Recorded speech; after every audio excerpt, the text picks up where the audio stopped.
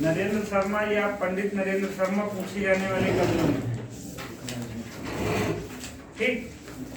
और हमने बताया था कि सबसे ज्यादा इनके प्रवासी के गीत तो प्रभात फेरी दो काव्य संकलन में सबसे ज्यादा पूछे जाते हैं। बाकी ऑनलाइन है तो यार हम भी सोच रहे हैं कि जुड़ कुछ क्यों नहीं रहा। अच्छा, हम ऑनलाइन अपने को नहीं किए हैं ना, तभी तो धड़ा शुरू हो जाएगा।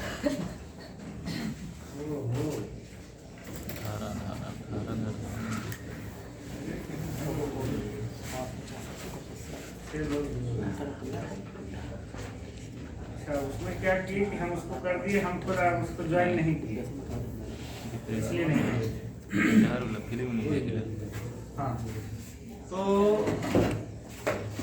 नरेंद्र शर्मा या पंडित नरेंद्र शर्मा को आप ऐसा समझिए कि एक साथ दोनों जगह हाथ आजमाने वाले थे, कविता में भी और गीतों में भी, और औसत दर्जे के सफल भी थे। मतलब बहुत सारे फिल्मी गीतों में भी इनका नाम आता है, गीत पंडित नरेंद्र शर्मा के और संगीत इस तरह के, और यहाँ भी। ठीक, तो संजय से मिल करिए। हाँ, तो नरेंद्र शर्मा देखिए, चूंकि उत्तर छायावादी कवि हैं और उत्तर छायावादी कवियों में सबसे ज्यादा महत्वपूर्ण नाम हरिवंश राय बच्चन का है, तो सवाल भी जब उठेंगे तो ये मान के चलिए कि अधिकांश हिस्सा हरिवंश राय बच्चन ही कवर कर लेंगे। जैसे हम लोग जब प्रगतिवाद पढ़ रहे हैं तो मेरा भी फोकस ये है कि किसी भी सूरत में नागार्जुन, केदारनाथ अग्रवाल, त्रिलोचन और मुक्तिबोध, ये तीन लोगों से न छूटने पाए कुछ। संजोग है कल मुझे लाइब्रेरी में चांद का मुंह टेढ़ा है किताब मिल गई, और मतलब उसकी भूमिका में कई सारे सवाल हैं, और भूमिका को मैं ठीक से पढ़ रहा था और उसको निकाल के फिर मेजे पर रख के आया हूँ कि आज जैसे चलूंगा फिर भूमिका शुरू होगी। वैसे तो मैं पढ़ रहा था चिड़ों पे चांदनी, लेकिन जब हमको ये मिल गई तो चिड़ों पे चांदनी से ज्यादा जरूरी मुझे ये समझ में आई। तो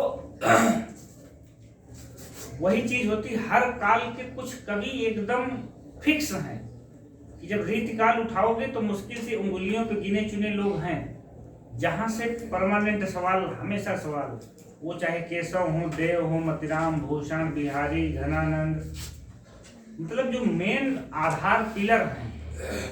बाकी तो इन लोगों से भी कुछ न कुछ आ ही जाता है। चलिए, इनकी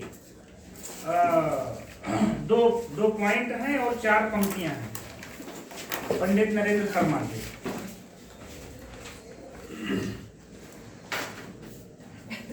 पहला पॉइंट है,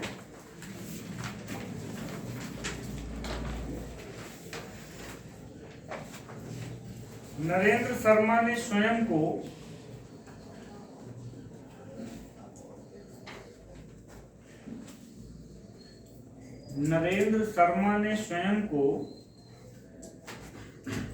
मानवीय दुर्बलताओं का कवि कहा है।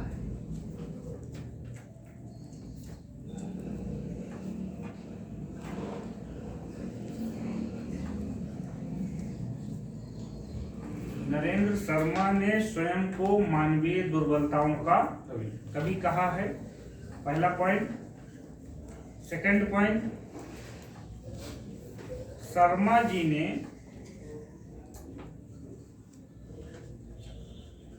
दैनिक पत्र भारत का संपादन किया था।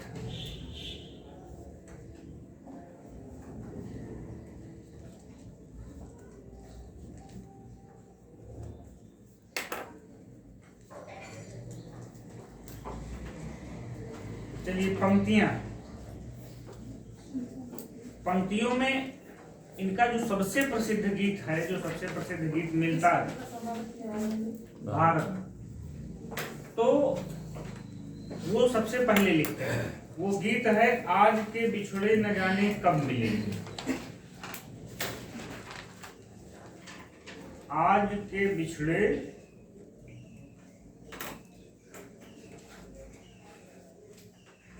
न जाने कब मिलेंगे, डैश करके आप लिख दीजिए इनका सर्वाधिक प्रसिद्ध गीत।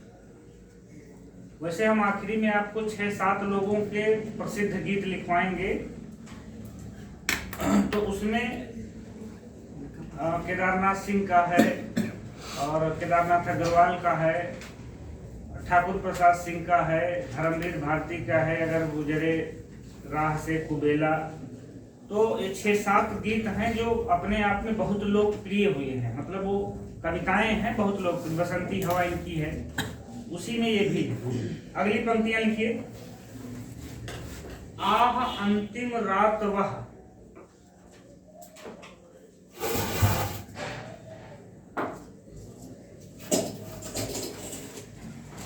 आह अंतिम रात वह, बैठी रही तुम पास मेरे।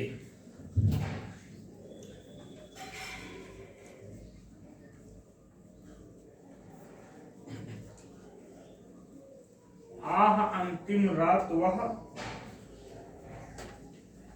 बैठी रही तुम पास मेरे। आप लिख करिए। शीश कंधे पर धरे,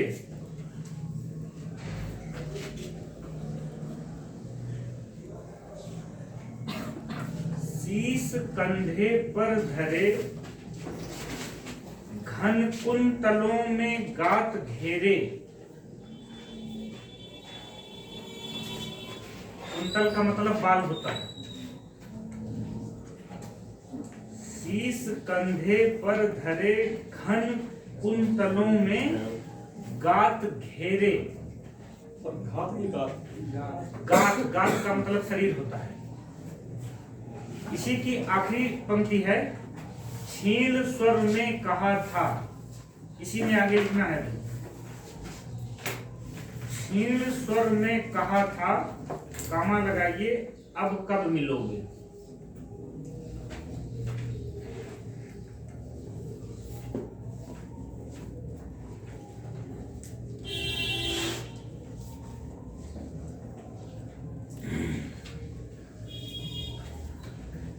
नेक्स्ट पंक्तियां बड़ी अच्छी अच्छी पंक्तियां हैं नेक्स्ट वाली, मतलब तो बहुत आसानी से याद भी हो सकती हैं और बहुत, जैसे हमने पढ़ा था ना कि अभिव्यक्ति मूलक सादगी, मतलब कहने का सीधा साधा ढंग ही उत्तर छायावादी काव्य की सबसे महत्वपूर्ण विशेषता है।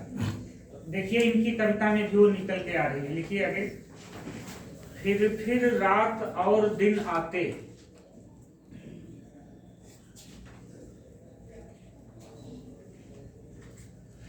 फिर रात और दिन आते, कामा लगा के, फिर होता सांझ सवेरा।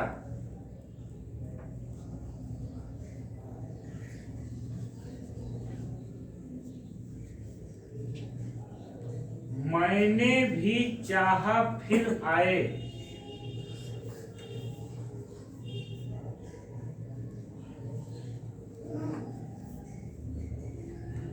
बिछुड़ा जीवन साथी मेरा।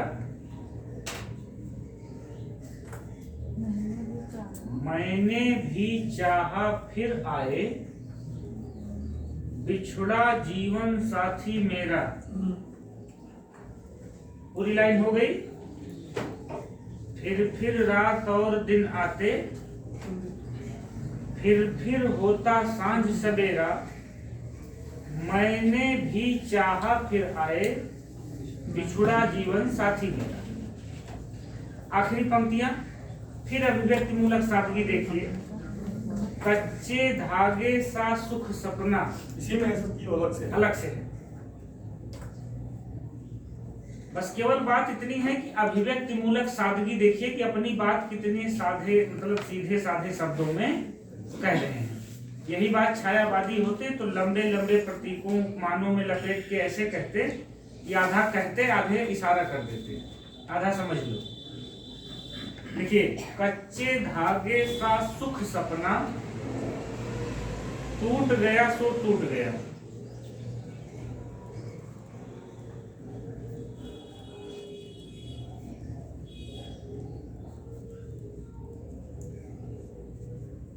कच्चे धागे सा सुख सपना, टूट गया सो टूट गया।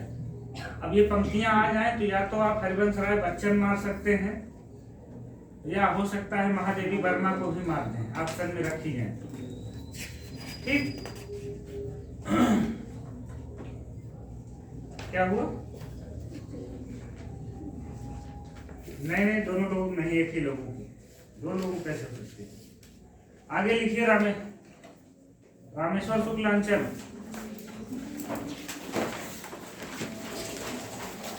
मिलती जुलती पंक्तियां हो सकती हैं, लेकिन दो पंक्तियां एक ही लोगों की नहीं हो सकती। हमने आपको शायद नहीं लिखवाया, दोहावली का अंतिम दोहा और रहीम दास के दोहे में केवल नाम का थोड़ा सा अंतर है। पहली लाइन सेम टू सेम है, मन मानिक महंगे किए सस्तो तृण जन नाज। रहीम दास कहते हैं याही से हम जानियत राम गरीब निवाज, लेकिन तुलसी उसी में केवल एक शब्द बदल देते हैं और बाकी लिखते हैं राम गरीब निवाज वही है, आगे थोड़ा सा बदला है, हाँ, एक दो शब्द का अंतर है। तो उसे भी तो हम ये नहीं कह सकते हैं कि हूबहू है, उसमें भी तुलसी ने चाहे अपने अब ये अलग बात है, पहले रहीम ने लिखा, पहले तुलसी में, ये तो शोध का विषय है, लेकिन दोनों में एक शब्द का कम से कम डिफरेंस है। वो दोहावली जब हमने भेजा था आखिरी पंक्ति जो है, तो शायद अगर आप लोगों ने नोट किया हो, हमने नोट कर लिया था उसको। रामेश्वर शुक्ल अंचल 1915 से 1995।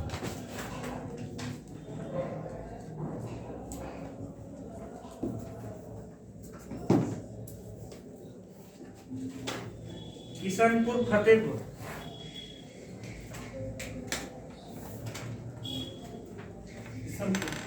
किशनपुर फतेहपुर। हो सकता है कि कभी दो जगहों पे ऐसे प्रश्न आ सकते हैं, एक नेट में मिलाने के लिए कि किसका जन्म स्थान क्या था, और दूसरा हायर में। माध्यमिक में आता है तो सीधे पूछता है, जैसे 2009 में पूछा था कि चिरगांव किसका जन्म स्थान है, तो माध्यमिक में आएगा तो सीधे आएगा। तो लेकिन ये है कि नेट और हायर में इस तरह से रख सकता है कि 4 कवि और 4 लोगों का जन्म स्थान, और उसमें आपको सीरियल मिलाने के लिए दे देगी क्या कैसे। रचनाएं लिखिए। मधुलिका, जब भी मधुलिका का नाम याद आता है कौन सी कहानी याद आती है? मधुलिका और अरुण। वो प्रसाद की सबसे प्रसिद्ध कहानी है, मतलब प्रसाद ने कुल 70 कहानियां, सबसे मतलब 70 कहानियां लिखी प्रसाद ने। उन 70 कहानियों में से केवल किसी एक को चुनना हो तो वो है पुरस्कार। 5 कहानी संग्रह, 70 कहानियां, और उन 70 कहानियों में भी सबसे बेहतरीन कहानी है पुरस्कार। उसके बाद फिर नंबर आता है मधुआ का, गुंडा का, बिसावली का। ठीक, हाँ। मधुलिका लिखिए। मधुलिका 1938।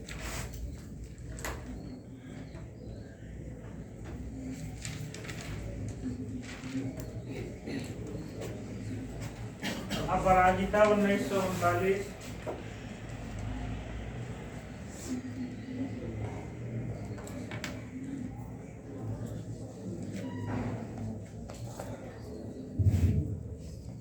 किरण बेला 1941।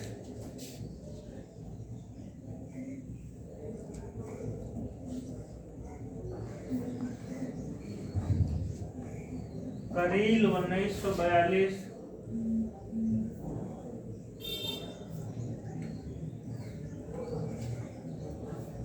लाल चूनर 1942।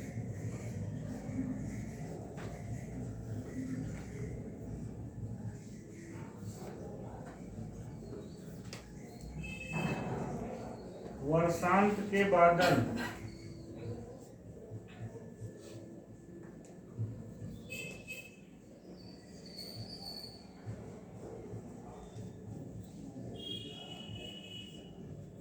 लाल चूनर 1942,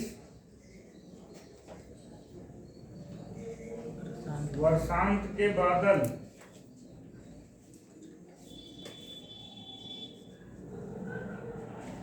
1954,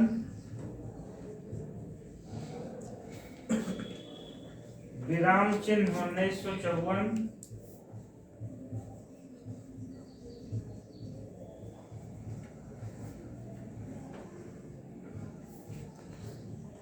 एक चीज और बता दें, चिन्ह शब्द जो है हमसे गवर्नमेंट डिग्री कॉलेज में लिखवाया था ब्लैक बोर्डिंग में।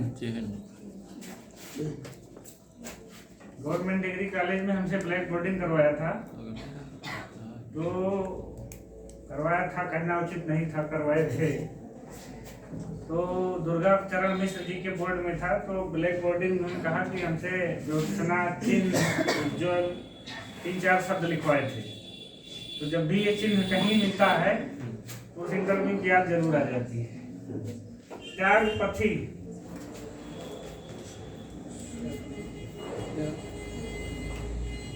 त्याग पंथी है, पथी नहीं। और ये कहाँ है नहीं खोजेंगे यार। इंटर में जो खंड काव्य चलते हैं, इंटर में आता नहीं 5-6 खंड काव्य ऑप्शनल, उसमें त्याग पथी भी चलता है। तो 2 रचनाओं के सामने लिखना है हमको। किरण बेला और करील दोनों को आप एरो बना लीजिए। दोनों मार्क्सवादी दर्शन से प्रभावित हैं। किरण बेला और करील आप अलग से भी लिख सकते हैं, उसके सामने भी लिख सकते हैं कि किरण बेला और करील मार्क्सवादी दर्शन से प्रभावित रचनाएं हैं। दरअसल उसका एक कारण ये है कि उत्तर छायावादी कवि पेंडुलम थे, कभी मार्क्सवाद की तरफ झुक जाते थे और कभी समाज से एक तरह से दुखी होकर, कष्ट होकर अपने मस्ती के गीत गाने लगते थे। ये सब के साथ है। बंगाल का अकाल जैसी लंबी कविता जो है हरिवंश राय बच्चन भी लिखते हैं, जो कि हालावाद के प्रवर्तक हैं। ये दोनों चीज बालकृष्ण शर्मा नवीन में भी मिलती है, ये दोनों चीज भगवती चरण वर्मा में भी मिलती है, नरेंद्र शर्मा में भी मिलती है। जितने उत्तर छायावादी कवि हैं उनके सामने 2 ऑप्शन थे, एक मस्ती के गीत, दूसरी प्रगतिवादी भावबोध की रचनाएं। तो लगभग कवियों ने दोनों में किया है, क्योंकि समय और समाज से कट कर कोई भी लेखक अपने को प्रासंगिक बनाए नहीं रख सकता था। तो इनकी भी 2 रचनाएं मार्क्सवादी दर्शन से प्रभावित हैं। लेकिन जैसे होता नहीं कि कुछ आदमी का स्वभाव ही फक्कड़पन या मस्तीपन इस टाइप का होता है, तो स्वभावतः ये लोग मांसलवादी, हालावादी इस टाइप के थे। लेकिन समय के साथ 2 रचनाएं इन्होंने मार्क्सवादी दर्शन से प्रभावित होकर भी लिख दी थी। त्याग पथी के सामने लिखना है या हर्षवर्धन के जीवन पर आधारित खंड का, या हर्षवर्धन के जीवन पर आधारित खंड काव्य है। इंटर में किसी के घर में इंटर के बच्चे हों तो उनका किसी दिन उठा के वो देख लीजिए, विद्या क्वेश्चन बैंक, कौन कौन से खंड काव्य हैं और उसके लेखक कौन हैं। 2 पॉइंट हैं, लिखिए। पहला पॉइंट काम का है। अंचल भी अपने काव्य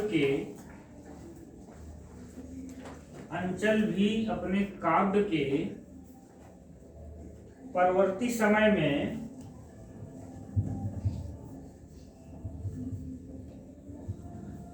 अरविंद दर्शन से प्रभावित हुए थे।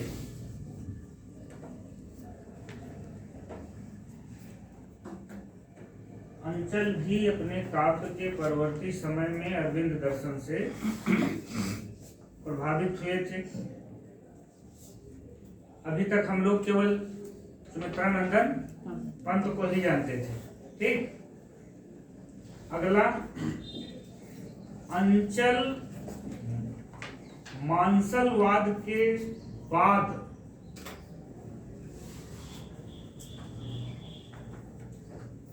अंचल मांसलवाद के बाद मार्क्सवादी दर्शन से भी प्रभावित थे।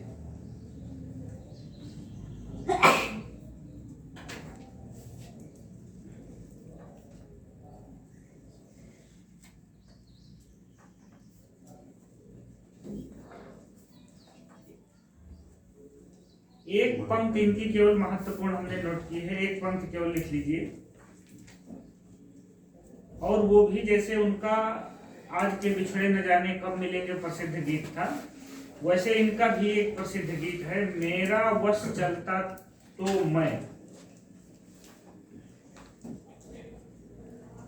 मेरा बस चलता तो मैं बन जाता कौमार्य तुम्हारा।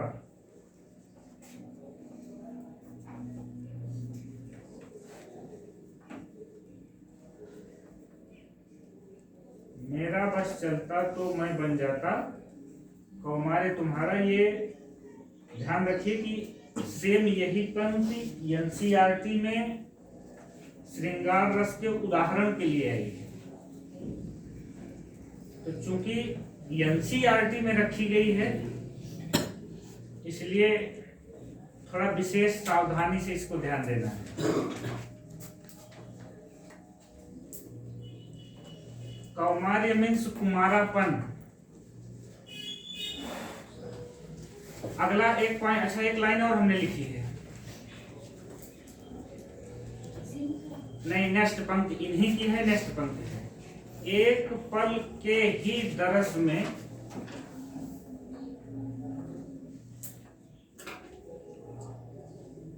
एक पल के ही दरस में जग उठी तृष्णा अधर में।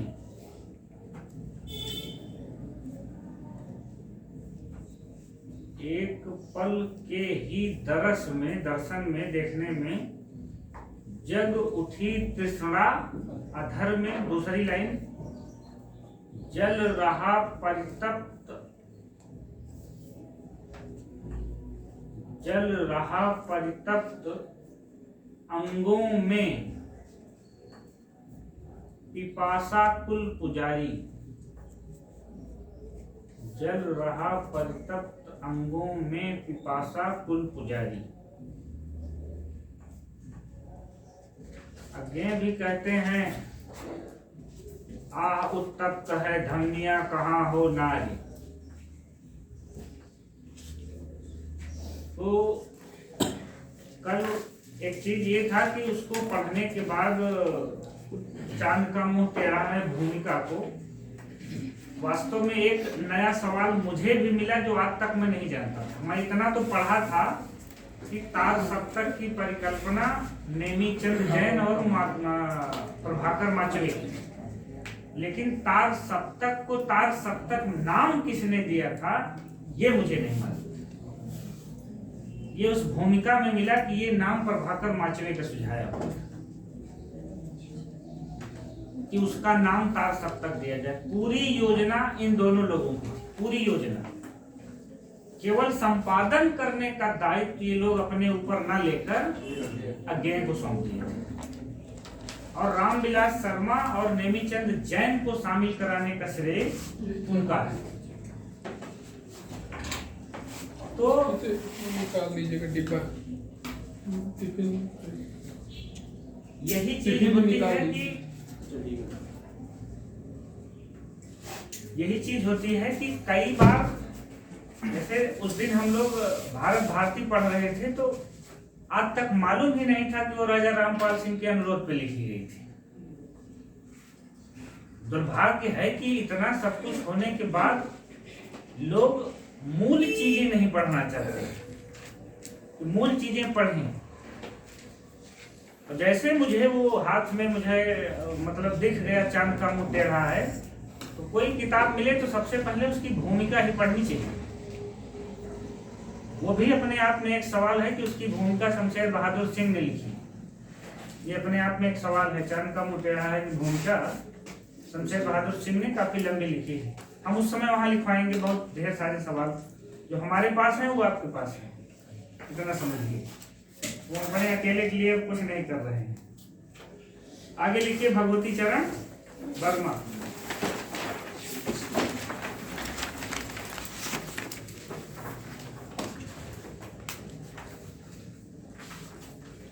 उन्नीस सौ 3 से 1981 सफीपुर उन्नाव। 1903 से 1981 सफीपुर उन्नाव।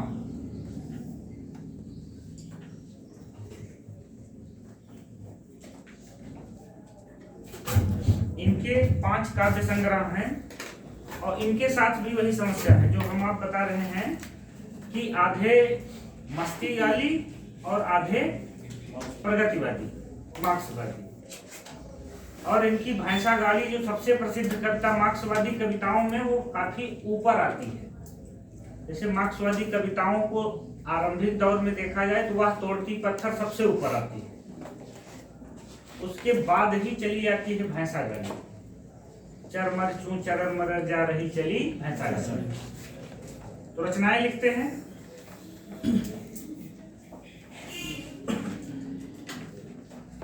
मधुकण, नाम से ही लग रहा है कि ये मस्ती वाली होगी। प्रेम संगीत,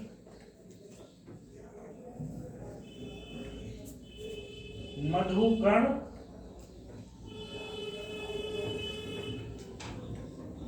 प्रेम संगीत,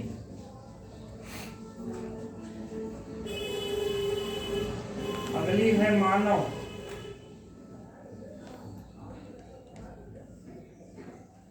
मधुकण और प्रेम संगीत दोनों में लिखिए प्रणय गीत संकलित है। मतलब जो ये मस्ती वाली धारा है, हम दीवानों की क्या हस्ती, इस टाइप की सारी रचनाएं मधुकण और प्रेम संगीत में है। और ये अब आपकी जो भैंसा गाली कविता है ये किसमें आ जाएगी? मानव के आगे लिखिए यह प्रगतिवादी भावबोध से युक्त है।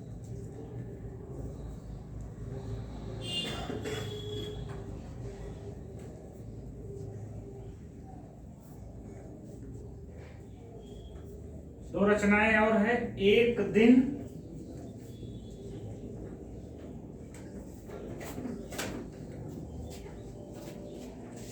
रंगों का मोह,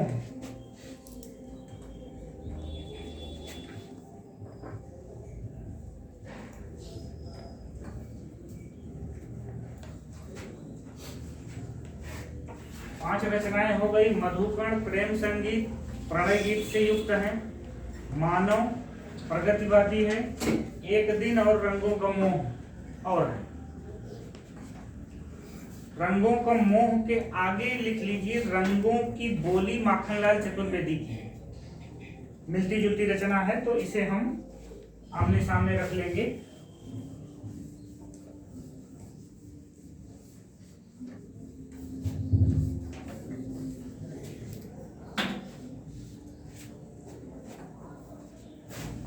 तीन पॉइंट हैं इनके ऊपर।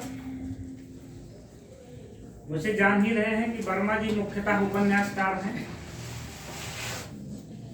और सबसे मशहूर उपन्यास इनका चित्रलेखा है जो सबसे ज्यादा इनको प्रसिद्धि मिली, पापपुण्य की समस्या पर आधारित है।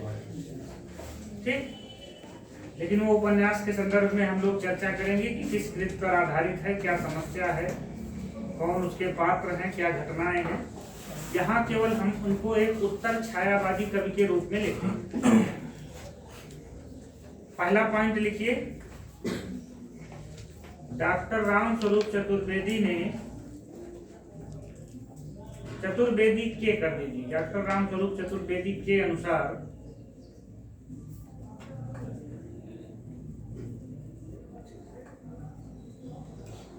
डॉक्टर राम स्वरूप चतुर्वेदी के अनुसार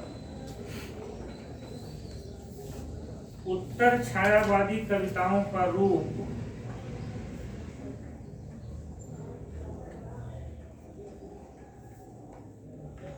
उत्तर छायावादी कविताओं का रूप सबसे पहले भगवती चरण वर्मा की कविताओं में बनता है।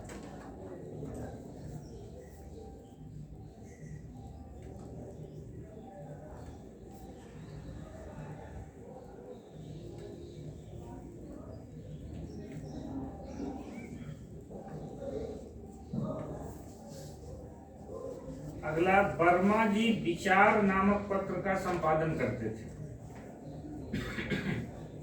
ये विचार पत्र आपको एक जगह और मिलेगा। विचार पत्र को याद रखिएगा। ये प्रगतिवादी कभी भी होते हुए ये प्रगतिवाद के कट्टर विरोधियों में थे। प्रगतिवाद के कट्टर विरोधियों में 3 नाम है, अज्ञेय, भगवती चरण वर्मा, इलाचंद जोशी और परिमल संस्था का। तो हम प्रगतिवाद के विरोधियों में इनको दिखाएंगे। लास्ट में एक पॉइंट लिख दीजिए, सविनय और एक नाराज कविता इनकी प्रसिद्ध कविता है।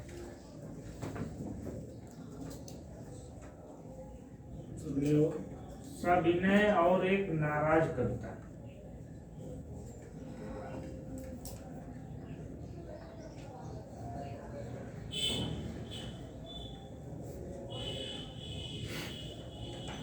शीर्षक एक नाराज कविता। सविनय और एक नाराज कविता, पूरा लंबा सा। अब इनकी दोनों वही हम मशहूर पंक्तियां लेंगे। पहले भालाबाजी की, हम दीवानों की क्या हस्ती।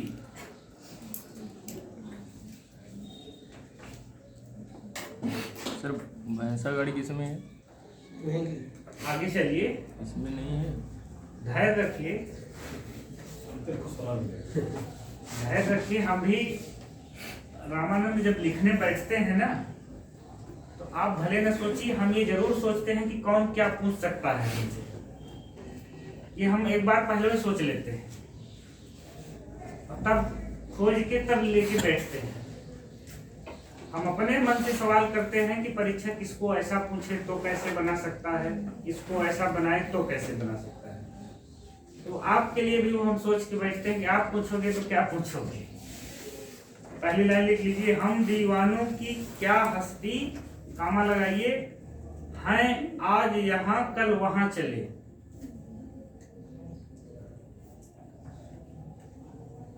हम दीवानों की क्या हस्ती, हैं आज यहाँ कल वहां चले, मस्ती का आलम साथ चला।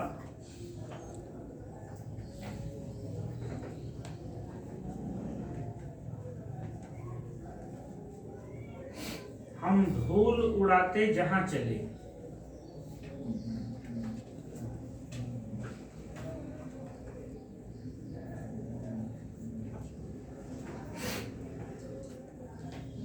अब आप वाला सवाल आता है,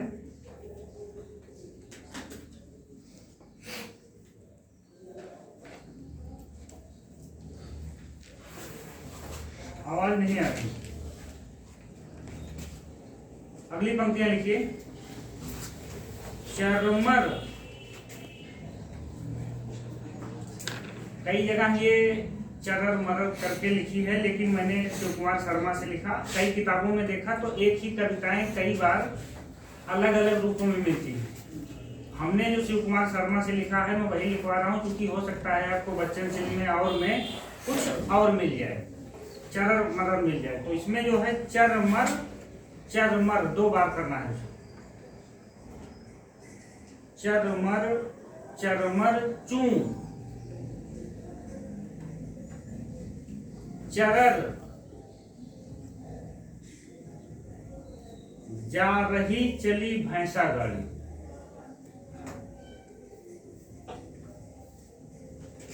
चरमर, चरमर चूं चरर, जा रही चली भैंसा गाड़ी। एक लाइन और है इसी में, उस ओर क्षितिज के कुछ आगे।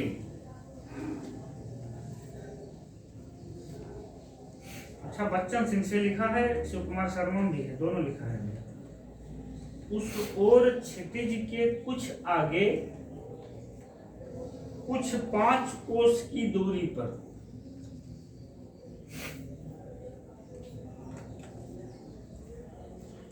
इसमें 3 चीजें और नोट करना है। पहले तो 1939 में लिखी गई थी डेट।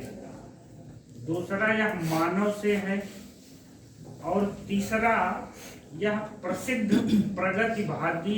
प्रगतिवादी भावबोध से युक्त है। 3 पॉइंट इसमें है। 1939 मानव एक हो गया, और प्रसिद्ध प्रगतिवादी भावबोध से युक्त है। क्या 1939 आपको याद होगा, इससे 2 साल पहले ही लिखी गई है वह तोड़ती पत्थर, 1937 में लिखी गई है। देखा मैंने उसे इलाहाबाद के पथ पर।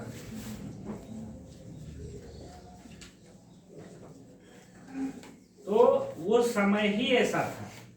एक बार फिर बोलो तीसरा। देखिए डेट 1939, ये किस संग्रह में है? मानव का। अगला पॉइंट है कि प्रसिद्ध प्रगतिवादी भावबोध से युक्त रचना, जिसे हम प्रगतिवाद कहते हैं, जिसे हम मार्क्सवाद साम्यवाद कहते हैं, उस साम्यवाद की अभिव्यक्ति इस कविता में हो रही है। कविता भैंसा गाड़ी। उस कविता का नाम शीर्षक था भैंसा गाड़ी। अब अगर ये लाइन आपको याद है तो एडवांस हो आप ना। लाइन पूछे तो, भैंसा गाड़ी पूछे तो, डेट पूछे तो, संग्रह पूछे तो, सब आप एडवांस हो, उसमें कोई दिक्कत नहीं है। अब हम लोग लिखते हैं, अगले कवि हैं हमारे छायावादोत्तर। हेडिंग डालिए, छायावादोत्तर राष्ट्रीय सांस्कृतिक धारा के प्रमुख कवि। मतलब हैं तो ये राष्ट्रीय सांस्कृतिक धारा के, लेकिन हैं ये छायावादोत्तर। तो हेडिंग होगी छायावादोत्तर राष्ट्रीय सांस्कृतिक धारा के प्रमुख कवि डैश करके रामधारी सिंह दिनकर।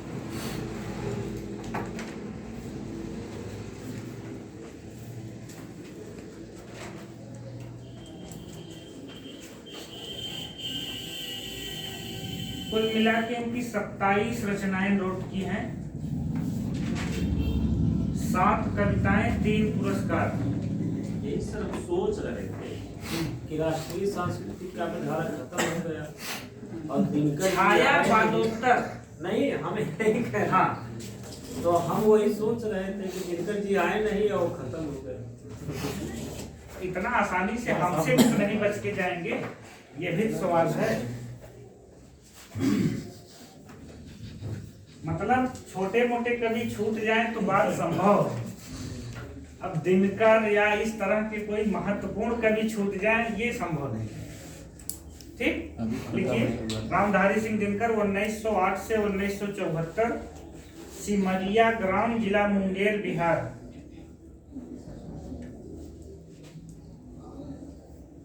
(1908 से 1974) हम फिर बता रहे हैं कि ये 7-8 वाले बहुत करीबी पूछे जाते हैं। हरिवंश राय बच्चन, हजारी प्रसाद द्विवेदी, महादेवी वर्मा, ये तीनों लोग 7 में हैं और दिनकर 8 में हैं। और 1 साल पहले चलो तो नंद दुलारी वाजपेयी 1906 में है, और 1 साल पहले चलो तो राम कुमार वर्मा 1905 में है। चौहान भी कहा है। तो ये भी है, सुभद्रा कुमारी चौहान भी है। तो इस तरह से जब आप याद करेंगे तो दो जगह में बहुत फायदा देगा, हायर और नेट। कई बार जब रचनाएं हम लोगों को सही कराना होता है, जैसे मान लीजिए 4 रचनाएं सीरियल में आ गई, तो डेट किसी नहीं मालूम है, लेकिन ये अनुमान लगाते हैं कि ये छायावादी हैं, ये द्विवेदी हैं, ये छायावादोत्तर हैं, ये नई कविता के हैं। तो उसी आधार से हम उसका सीरियल बना लेते हैं और सही भी हो जाती है। ऐसा नहीं है कि सही नहीं होती। और खास करके नेट में तो बिना इसके काम में नहीं चलना है। जब तक आपका सीरियल वाला प्रश्न नहीं सही होगा, नेट निकालना मुश्किल हो जाएगा, नेट जेआरएफ दोनों के लिए। चलिए, सिमरिया ग्राम, जिला मुंगेर, बिहार हो गया। रचनाएं लिखते हैं। बारदोली विजय सन 1928।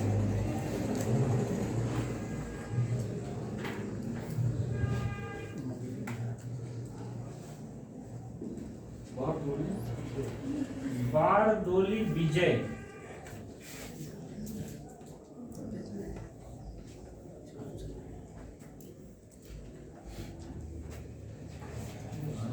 बारदौली सन 1928।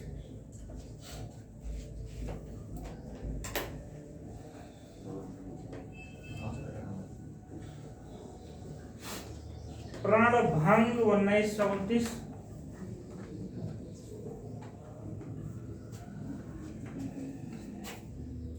जिसका भी माइक म्यूट है, अनम्यूट है, उसको जो है म्यूट कर लीजिए। इसके आगे लिखिए, दिनकर का प्रथम खंड काव्य है प्रणभंग।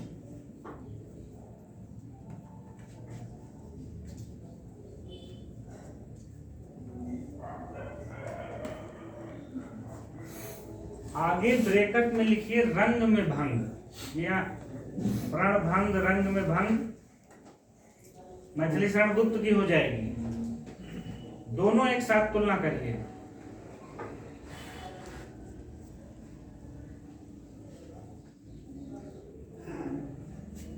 रेणुका 1935।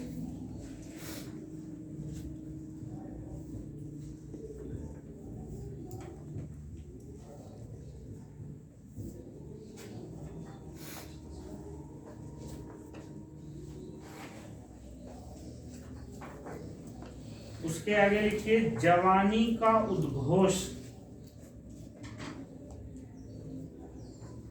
और लोकप्रियता का प्रस्थान बिंदु है यह।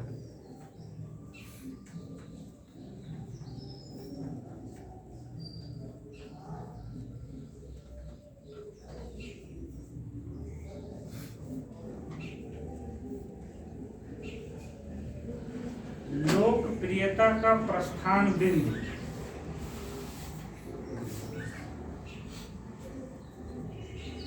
हुंकार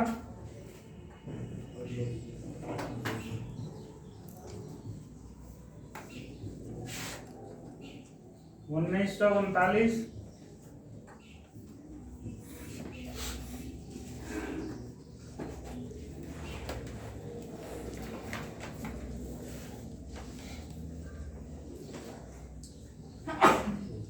राष्ट्रीय भावनाओं से युक्त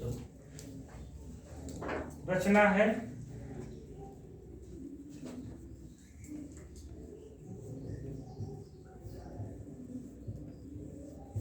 रसवंती। कुछ खास है, इसका नाम ही है रसवंती। 1940।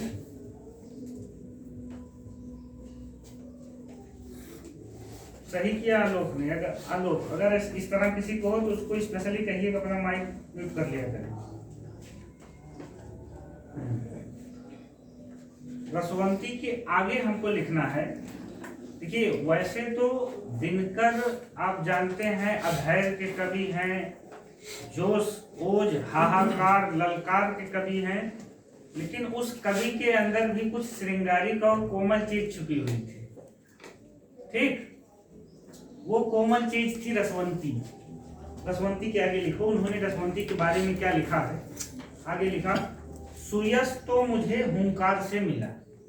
रसवंती के आगे लिखना है, सुयस तो मुझे हुंकार से मिला, लेकिन मेरी आत्मा रसवंती में बसती है।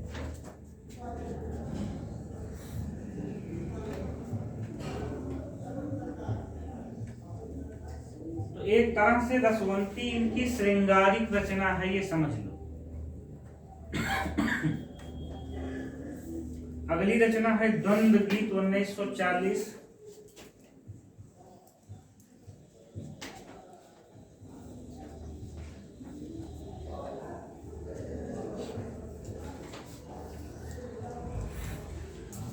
कुरुक्षेत्र अगली है 1946। हम ऊपर लिख रहे हैं जिससे सबको दिखे। कुरुक्षेत्र 1946। अब पहली सबसे खास रचना निकल के आई इनकी। आगे लिखिए 7 सर्गों में। कुरुक्षेत्र के आगे 7 सर्गों में एक प्रश्न यही हो गया।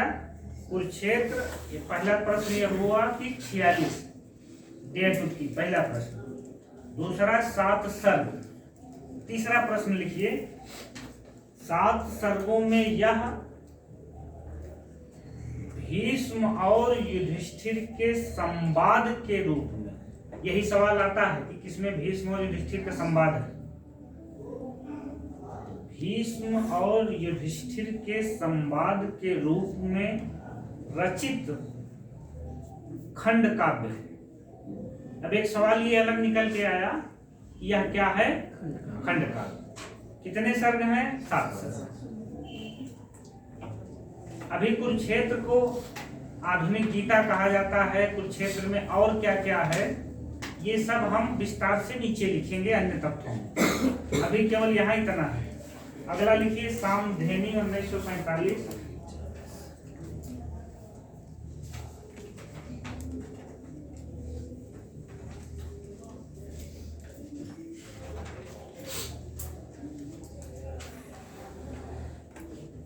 उसके आगे लिखिए मेरी पूंजी आग है जिसे जलना हो आगे आए। सामधेनी के आगे मेरी पूंजी आग है जिसे जलना हो आगे आए। कबीर की भाषा बोल रहे हैं। बापू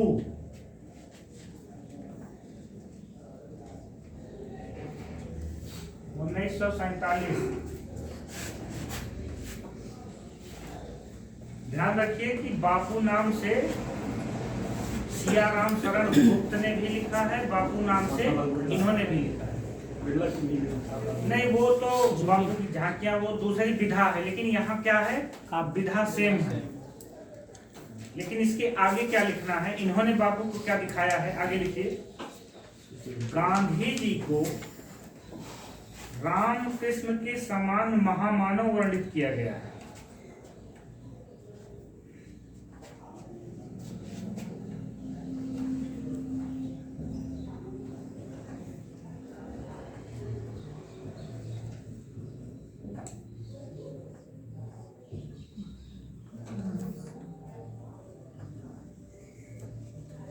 अगली रचना लिखिए इतिहास के आंसू 1951।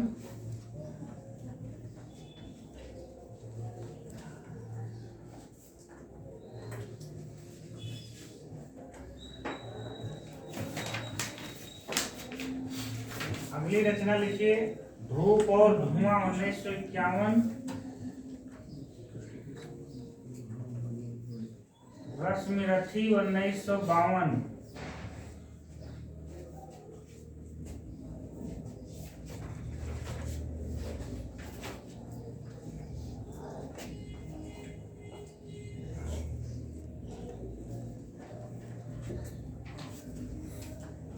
इसके आगे कुछ लिखें?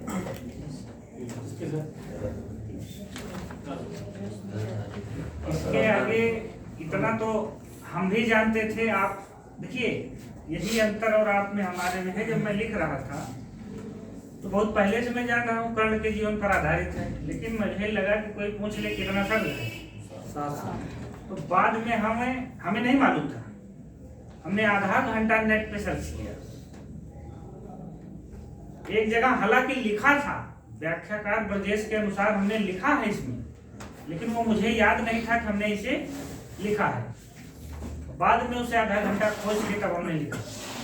तो आगे लिखिए 7 सर्गों में कर्ण के जीवन पर आधारित खंड काव्य है। 3 सवाल हो गए। कर्ण के जीवन पर खंड काव्य और 7 सर्ग। और डेट 1952 तो अलग सवाल है ही।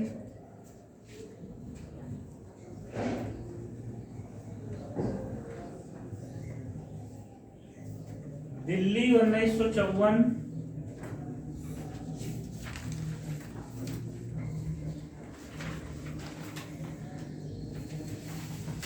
रेती के फूल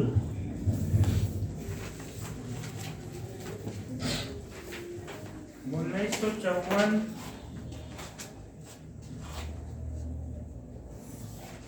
नीम के पत्ते 1954। देखिए पत्ते से पत्ता मिलाइए, दोनों में एक ही पत्ता निकल के आया। नए पत्ते और नीम के पत्ते डैश करके इसमें लिखिए यह व्यंग और वक्रोक्तिपूर्ण कविताओं का संग्रह है। वहां भी आपको याद हो तो कुकुरमुत्ता और नए पत्ते क्या थी, व्यंग परक रचनाएं। और यहाँ भी नीम के पत्ते, वैसे भी नीम का पत्ता कड़वा होता है। आगे लिखिए यह व्यंग और वक्रोक्तिपूर्ण कविताओं का संग्रह है। चक्रवाक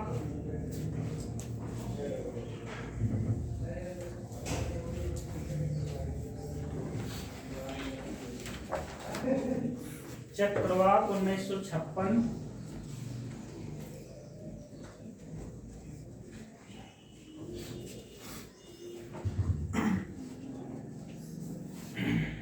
कविश्री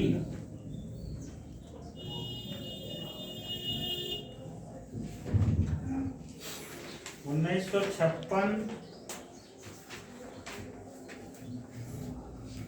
नए सुभाषित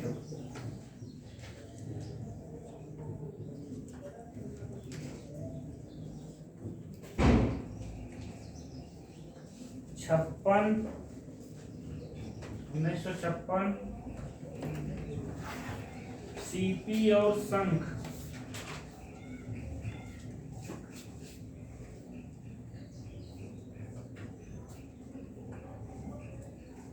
1957,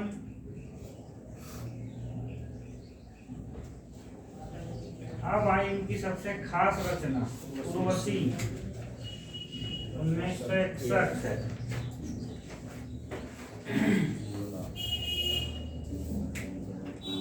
देखिए हम जो लिखते हैं बहुत छोटा लिखते हैं, लेकिन हर छोटे में भी एक सवाल होता है। लिखिए आगे, उर्वशी के आगे 5 अंकों में हर छोटे में एक सवाल छुपा है। श्रृंगार प्रधान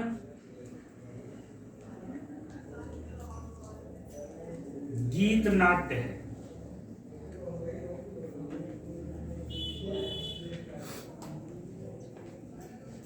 अलग भी लिखेंगे, यहां भी लिख दीजिए 72 में ज्ञानपीठ मिला।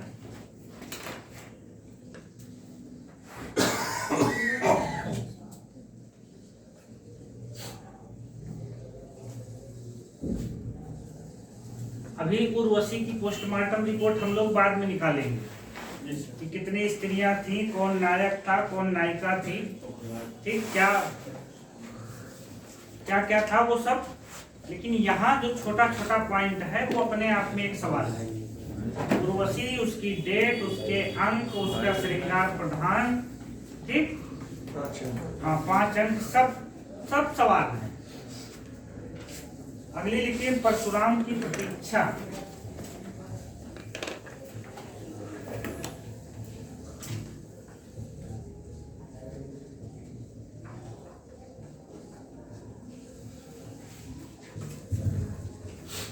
1962। जानते हैं कि 1962 में भारत चीन युद्ध हुआ था। तो आगे लिखिए भारत चीन युद्ध से प्रेरित लंबी कविता ब्रैकेट में प्रबंध काव्य है।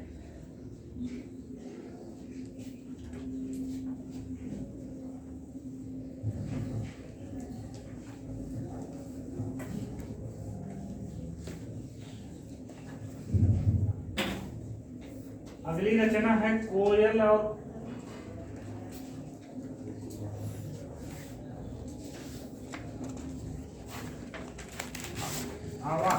आवाज नहीं आ रही।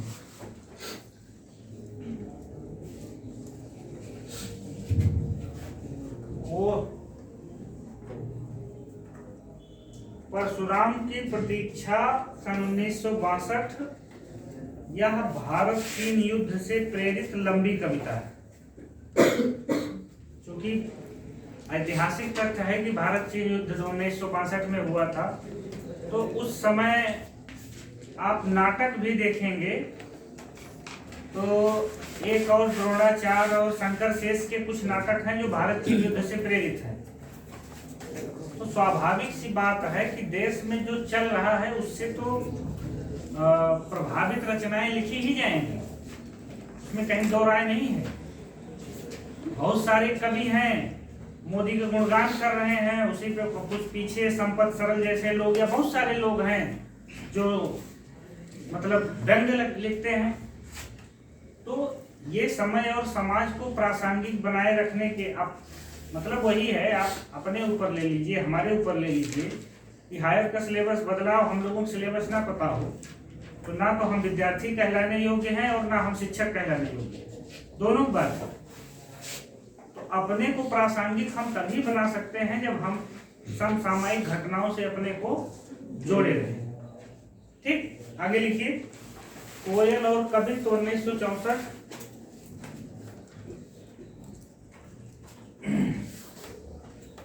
मृत्तिका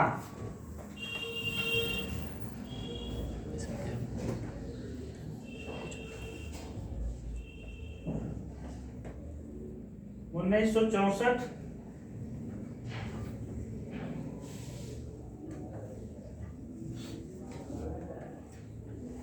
एक रचना हमको डेट नहीं मिल रही है, लेकिन ये रचना गवर्नमेंट डिग्री कॉलेज में आई थी। रश्मि लोक,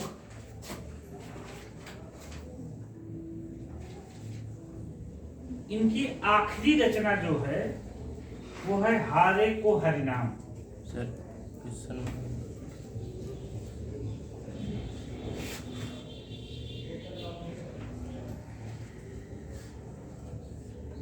ये है 1971 में, और आप जानते हैं कि 74 में इनकी मृत्यु ही हो जाती है। ठीक, इसके आगे क्या लिखेंगे ये भी बड़ी खास है। यह इनकी अंतिम कृति है। हारे के हरिनाम के आगे लिखिए, यह इनकी अंतिम कृति है। इसे दिनकर की विनय पत्रिका कहा जाता है।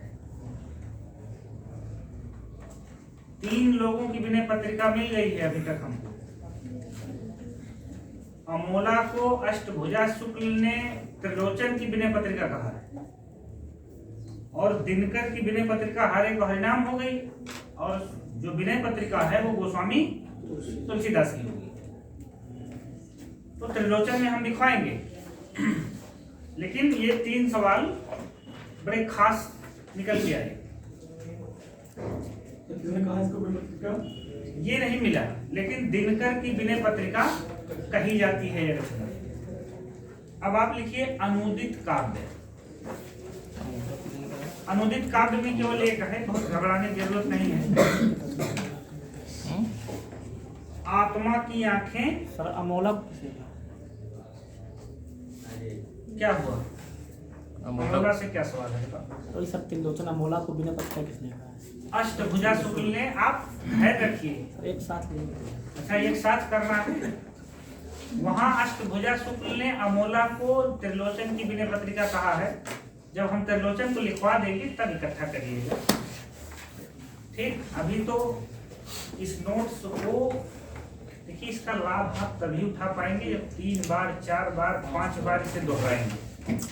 इसे अगर आप ले जाके रख देंगे तो आपके लिए ये मतलब एक रद्दी कागज के अलावा कुछ नहीं है। या तो 2 ही चीजें हो सकती है, या तो हमारी मेहनत, कितना आप मेहनत करके इसमें इकट्ठा किए होते तब याद रहेगा, और या तो फिर इसको इतनी बार आप पढ़ लीजिए, इतनी बार आप दोहरा दीजिए तब याद हो जाए। मेहनत तो लगभग इक्विवेलेंट ही करनी पड़ेगी। हम पहले कर रहे हैं, आप बाद में करिए। ये आप समझिए कि इतना मेहनत, अच्छा मेहनत हमारी तभी सार्थक होगी जब आप इसको ज्यादा से ज्यादा बार दोहरा के अर्जित कर लेंगे। बिना दोहराए, बिना आप इसे मतलब एक निरंतर, जैसे 15 दिन हो गया तो 15 दिन बाद इनको खत्म हो गया तो दोबारा शुरू कर दीजिए। इतना हम लोग आजकल से लिख के अब तक आ रहे हैं, मानते हैं, शुरू करते हैं, 15 से 20 दिन में खत्म हो गया, जब खत्म हो जाए तो फिर आजकल से शुरू कर दीजिए। और मैं जो है कहूंगा आप लोगों से कि सीरियल के चक्कर में कभी आप मत रहिए। मायने सीरियल नहीं रखता, मायने ये रखता है कि उनकी 15 है तो 15 हमको ये कंफर्म हो कि ये भगवती चरण वर्मा की ही है। हायर में एक सवाल या 2 सवाल आते हैं सीरियल के, नेट में जरूर सीरियल के सवाल आते हैं, लेकिन अगर आप ओवरऑल याद किए रहेंगे तो वो हमारी पकड़ से बाहर नहीं जाते। चाहे उनको हम काल के आधार पर पकड़ लें, चाहे जन्म स्थान याद रहे, जन्म डेट याद रहे, उस पर पकड़ लें, ठीक। या हो सकता है कई बार कई कहानियों की डेट ही हमको याद रहती है तो उसके आधार पर पकड़ लें। तो कुछ न कुछ इस तरह से जरूर मिल जाता है जिससे हम उनको पकड़ लेते हैं। अनुदित काव्य में लिखिए आत्मा की आंखें, और आगे लिखिए एच.डी. लॉरेंस की 70 कविताओं का अनुवाद।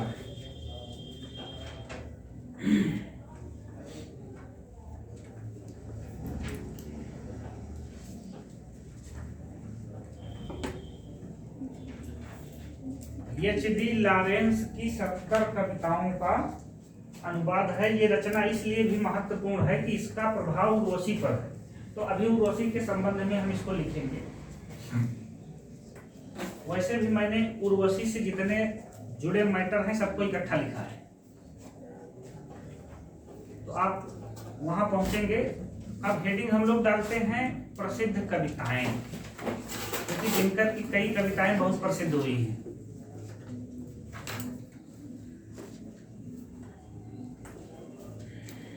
सर समधिनी क्या होता है, मतलब क्या है? कुछ शब्द कोश में खोज लीजिए, आपको ज्यादा दिन तक याद रहेगा। मनोज गुप्ता आप म्यूट करो।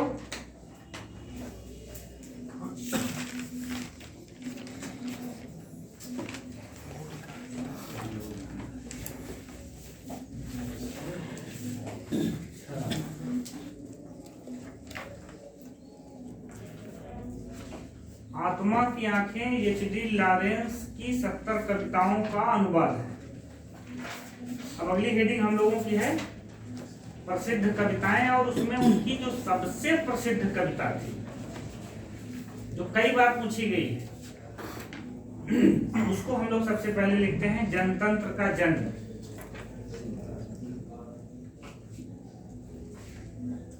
मतलब ऐसा नहीं कि ये क्यों महत्वपूर्ण है, इसको जब अभी इसकी लाइन हम लोग लिखेंगे तब आपको समझ में आएगा।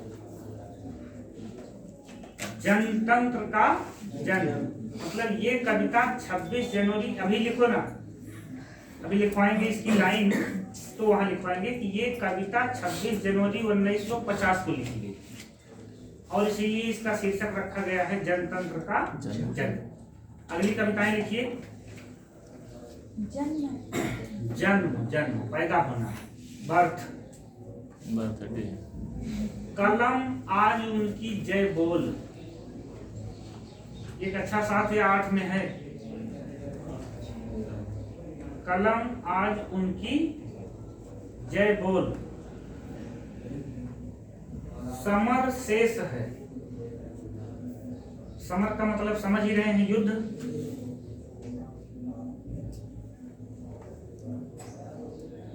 दिल्ली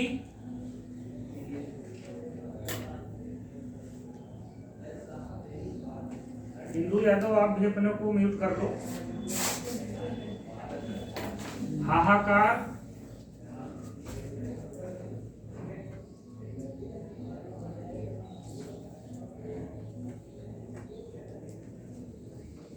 बिप थगा, बिप थगा लिखें। नहीं सर ये रचना जो है सेम इसी नाम से अज्ञेय जो है कहानी संग्रह है। हाँ, उसके बाद है हिमालय के प्रति।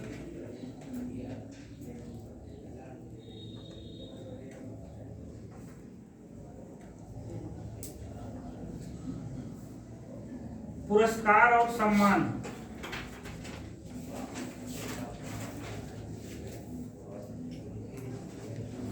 तो खास जो मेन पुरस्कार है वो 2 ही पुरस्कार हैं। तो नंबर 1 लिखिए उर्वशी,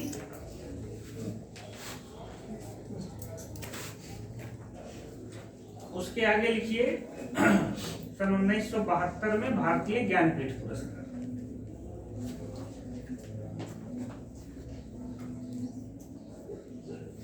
एक दिन हम सोच रहे हैं कि खाली पुरस्कार रख दें, उस दिन भारतीय साहित्य अकादमी ज्ञानपीठ व्यास सम्मान, केवल एक दिन पुरस्कार ही पूछा जाए, खाली पुरस्कार। क्यों गिरी जी? एक आध दिन जो है डिसाइड कर दिया जाए। संस्कृत के 4 अध्याय, इस पे हमने डेट नहीं लिखा है, डेट आप लोग लिख लीजिएगा। साहित्य अकादमी पुरस्कार,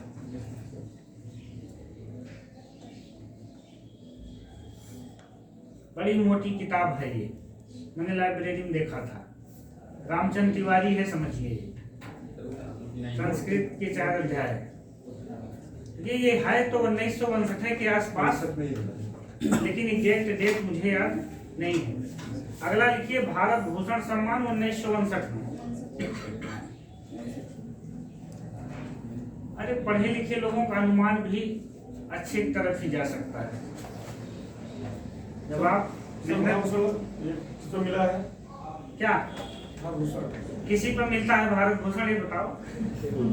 भारत भूषण किसी को मिलता है? भारत भूषण तो आपके समाज, मतलब आपके पूरे योगदान पे मिलता है। आज भी जिसको भारत भूषण, पद्मश्री और ये सब मिलता है, मनोदशा चेंज नहीं हुई, रचना में चल रही है। जैसे सर पद्म भूषण हुआ, भारत भूषण हुआ, कोई भी भारत का जो सर्वोच्च सम्मान है उसमें क्षेत्र निर्धारित है कि वो कला में, साहित्य में, शांति में, वैज्ञानिक में, लेकिन उसमें कोई विशेष खास चीज नहीं है। जैसे हम लोग ज्ञानपीठ है कि ज्ञानपीठ 1985 तक रचना विशेष पे था, उसके बाद वो संपूर्ण योगदान पे मिलने लगा कि आपका संपूर्ण योगदान क्या है। इसीलिए वो 4 रचनाएं तो जरूर याद करके रखिए जिनको रचनाओं पे मिला था। चिदंबरा और यामा, उर्वशी और कितनी नावों में, कितनी बार, ये 4 रचनाएं ही हैं जिस पर ज्ञानपीठ आपको मिला है। बाकी उसके बाद वाली जो संख्या है संपूर्ण साहित्य चला जाता है। ये 4 लोग हैं रचनाओं में। चलिए अन्य तथ्यों में चलते हैं। 1959 में अन्य तथ्यों में हम लोग पहले कुरुक्षेत्र के बारे में लिखेंगे जितना सब कुछ है, फिर उर्वशी के बारे में जितना कुछ है सब लिख लेंगे, तब बाकी सबके बारे में लिखेंगे। तो सबसे पहले हम लिखेंगे कुरुक्षेत्र के बारे में। लिखिए यह 7 सर्गों में रचित,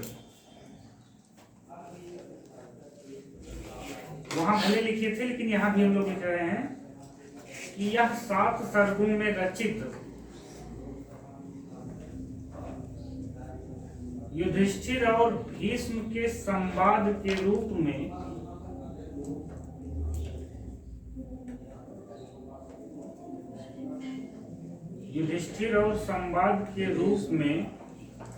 एक बौद्धिक प्रबंध काव्य है। इसमें एक नया शब्द आपको जुड़ रहा है, बौद्धिक।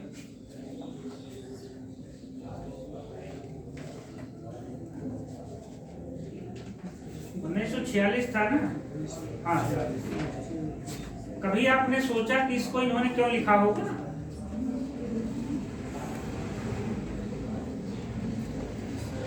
आप लोगों ने सोचा कि इनको क्यों लिखने की जरूरत पड़ी? इसलिए नहीं दरअसल आप सोचते कम। 1939 से 1945 तक द्वितीय विश्व युद्ध होता है और 1945 में विश्व युद्ध की समाप्ति के बाद ही ये सवाल हर चिंतक, लेखक, विचारक के मन में था कि युद्ध कहाँ तक जायज है, युद्ध होना चाहिए कि नहीं होना चाहिए। ये तो आपको समझ में आ गया कि परशुराम की प्रतीक्षा भारत चीन युद्ध पे थी, लेकिन कुरुक्षेत्र किस पे था? द्वितीय विश्व युद्ध के मना स्थिति पर कि युद्ध आवश्यक है कि नहीं।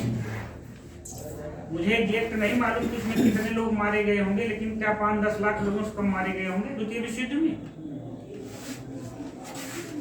तो हर व्यक्ति के मन में ये सवाल उठ रहा था, वो युद्ध खत्म होने के बाद, वो चाहे साहित्य का क्षेत्र का विद्वान हो, चाहे कला का हो, चाहे वैज्ञानिक हो, चाहे समाज सुधारक हो, कि मतलब क्या युद्ध को किन्हीं परिस्थितियों में टाला जा सकता है।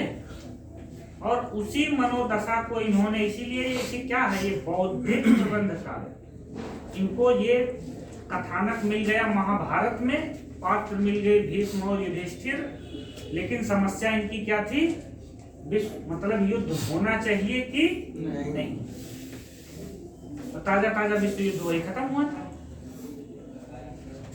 अभी आप देखेंगे जो क्षणवादिता आती है अध्ययन में, ये उसी द्वितीय विश्व युद्ध की देन है।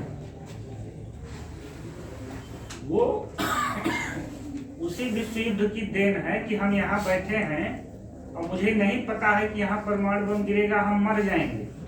तो आदमी सोचता है कि जो क्षण हमारे पास है उस क्षण को ही जी लें।